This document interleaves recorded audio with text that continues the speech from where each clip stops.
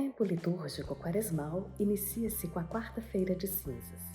É um tempo privilegiado que nos ajuda a tomar consciência da rota que estamos seguindo, a fim de ajustá-la, se necessário for, para realizarmos a vontade de Deus.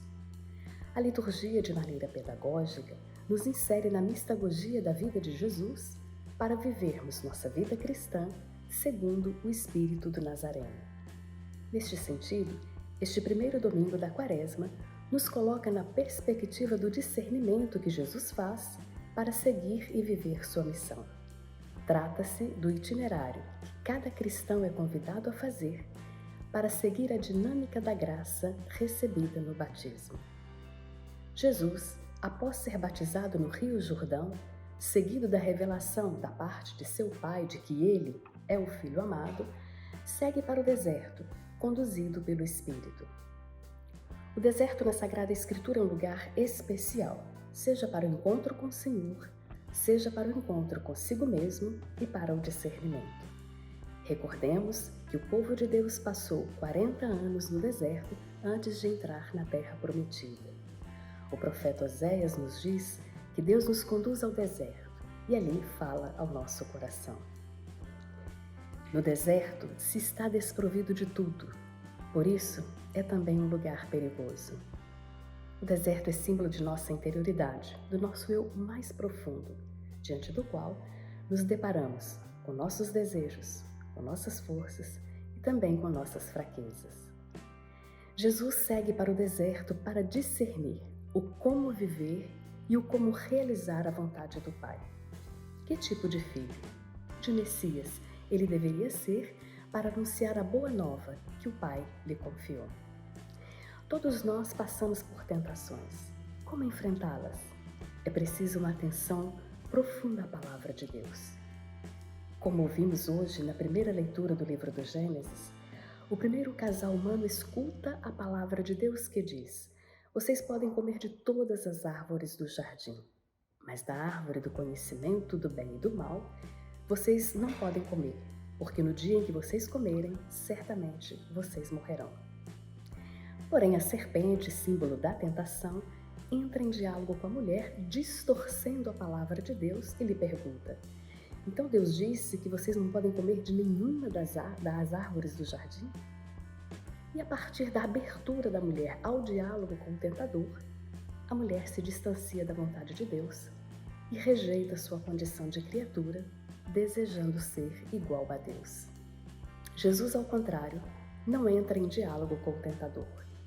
Responde a este com a palavra de Deus. Interessante notar que o tentador conhece a palavra de Deus, mas a deturpa, usando-a de forma descontextualizada. É um perigo usar a palavra de Deus desta forma.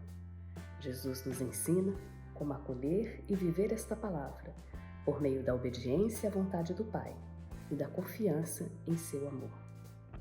Ele não nega a necessidade de comida, do pão, mas percebe na proposta do tentador o desvio no modo de ser filho e no modo de cumprir sua missão. Ele veio para servir, não para ser servido. Ele é o servo sofredor, anunciado pelo profeta Isaías em seu quarto cântico. Portanto, Jesus não é um super-homem, um mágico, um Deus que usa seu poder em benefício próprio. Ele é verdadeiro homem que vive da palavra de Deus no serviço aos outros.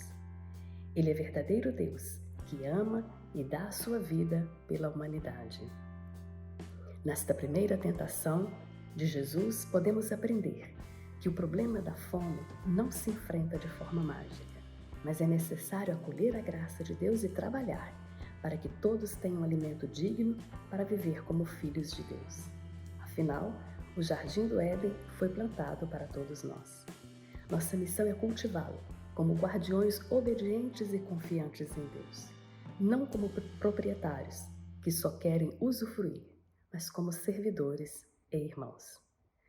O tentador percebe que Jesus, embora esteja com fome, é firme na confiança em Deus. Agora ele insistirá sobre o prestígio de ser servido. Usando o Salmo 91, o tentador coloca Jesus no ponto mais alto. Interessante que a tentação nos eleva, para depois nos jogar para baixo. Na encarnação, Jesus não deixou de ser Deus. Ele é verdadeiro Deus e verdadeiro homem, conforme foi definido no Concílio de Calcedônia e que nós rezamos no símbolo constantinopolitano. Portanto, ele tinha os atributos de Deus, mas ele se abaixou, se humilhou, abrindo mão dos seus poderes divinos. Se fez servo obediente até a cruz, como nos recorda Paulo na carta aos Filipenses. A palavra de Deus é para nos guiar e sustentar na caminhada, e não para nos colocar acima dos outros e sermos privilegiados. Como gostamos de ser privilegiados! Essa tentação nos acompanha sempre. É preciso estar atento e unido ao Senhor para não cair. Vigiai e orai. Jesus não entra no jogo do tentador de usufruir da palavra de Deus a bel prazer, mas lhe responde usando a própria Escritura para ser fiel à vontade do Pai. O tentador sabia da revelação divina no batismo quanto à filiação de Jesus. Por isso ele insiste na tentação sobre essa condição de Jesus. Na terceira tentação que nos apresenta hoje Mateus, o tentador propõe algo que nos fascina muito: o poder. E qual a condição para Jesus obtê-lo? Adorar o diabo. Usando a palavra de Deus contextualizada, Jesus afirma que só a Deus se deve prestar culto, pois adorar e servir são condições que se implicam. Ao enfrentar estas três tentações básicas da vida humana, o desejo de posses, o desejo de obter prestígio, o desejo de poder, Jesus nos ensina a viver na liberdade como filhos de Deus, por meio da obediência à vontade do Pai e na profunda confiança em seu amor incondicional. A diferença do primeiro casal humano, que quis ser igual a Deus e não obedeceu a Deus, não dando atenção à sua palavra, Jesus, sendo Deus, se faz um de nós e, em nossa condição humana, dá ouvidos atentos à palavra de Deus e lhe obedece livremente. Por isso, sim, os anjos vêm lhe servir no deserto após ele ter vencido as tentações. Vivemos em uma realidade na qual usamos a palavra de Deus e o seu nome para justamente aderir às propostas do tentador. Sermos poderosos, termos domínio sobre os outros e acumularmos riquezas, enquanto muitos morrem de fome. Nosso país é muito rico e é inconcebível que nossos irmãos morram de fome. E não estamos perdidos, como nos recorda Paulo na segunda leitura de hoje.